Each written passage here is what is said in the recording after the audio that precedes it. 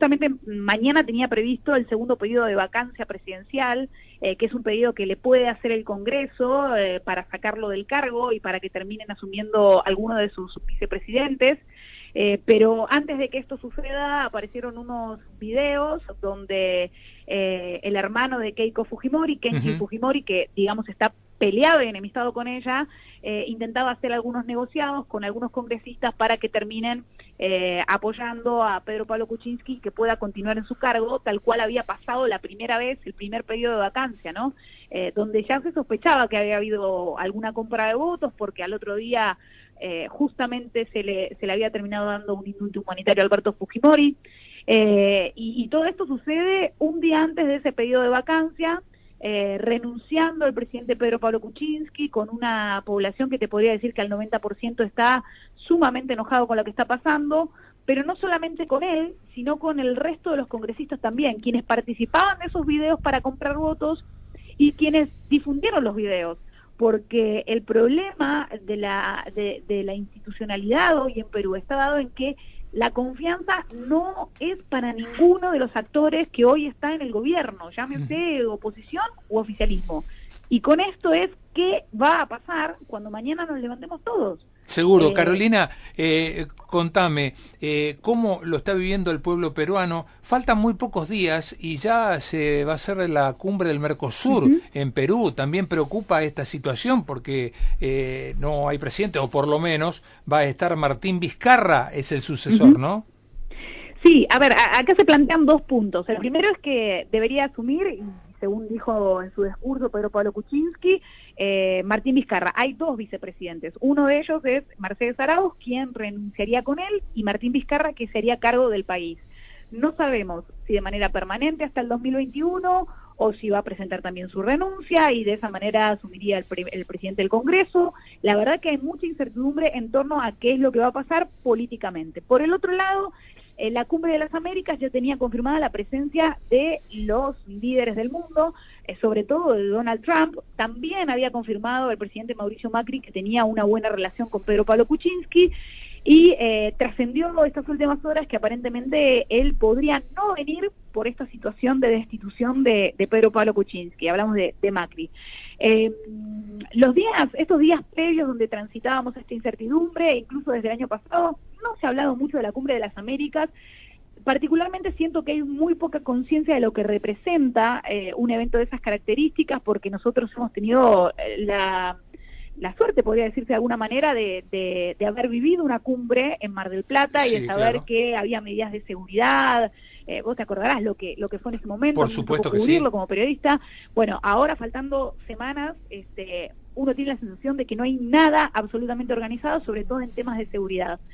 Por lo que la Cumbre de las Américas, digamos que es una línea secundaria en todo este libro que se está escribiendo de historia. Hay preocupación porque hay muchos conflictos sociales que se han estado descuidando. Hablamos de un país sudamericano como el nuestro, con problemas de desarrollo muy fuertes, con problemas regionales muy enquistados. Recordemos que también en los años 90, de manera muy contemporánea, hablamos de terrorismo, de un terrorismo que se transformó y que ahora es productor de cocaína a nivel mundial. Entonces uno también se pregunta si esto no va a destapar otros conflictos sociales y problemas que estén vinculados con la inversión. ¿Quién va a querer invertir en un país donde no se presenta ningún tipo de estabilidad, no? Carolina, Gastón Trixú, un placer escucharte. ¿Cómo estás? ¿Qué haces, Gastón? ¿Cómo estás? Bien, muy bien.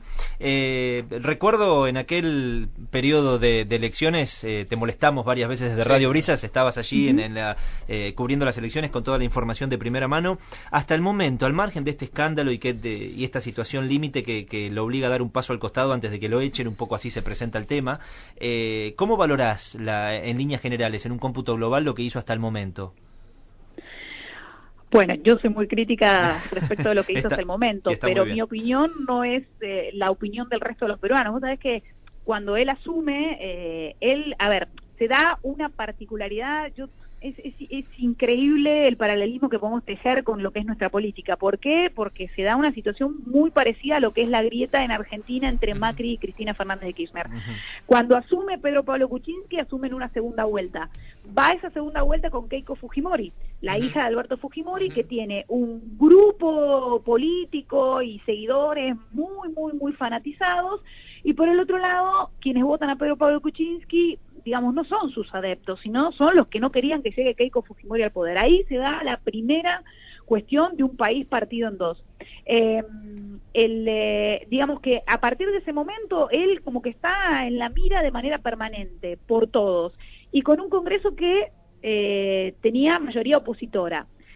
Sí le han puesto piedras en el camino, sí le han puesto palos en las ruedas, pero también él, quizás por su edad avanzada, porque creo que la edad sí, en su caso, ha jugado un rol importante, uno lo veía como un personaje muy débil. De hecho, mientras a muchos le causaba gracia que él, en cada entrevista, en cada aparición pública, se pusiera a bailar, porque era como un clásico, él bailaba todo el tiempo, sí. Digamos, uno miraba de reojo y decía, pero... ¿Es necesario?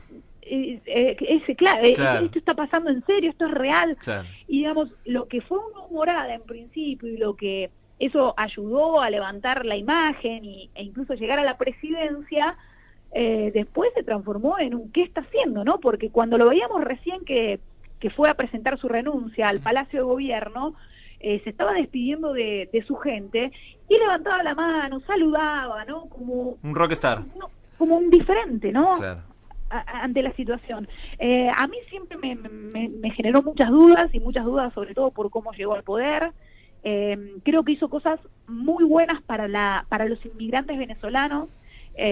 Digamos, fue el que encabezó el grupo de Lima, y atrás de ellos se sumaron un montón de presidentes de la región, entre ellos Mauricio Macri y otros presidentes que terminaron, en cierto modo, repudiando lo que está pasando en Venezuela, y sobre todo terminó apoyándolos legalmente a los venezolanos, porque Perú y Colombia son dos países que están indirectamente siendo muy afectados por la crisis en Venezuela, porque la ola migratoria es imparable, y en Perú se les ha apoyado con la documentación, con facilitarles los documentos, con facilitarles las posibilidades de trabajo, cuando nos encontramos en un país donde lamentablemente no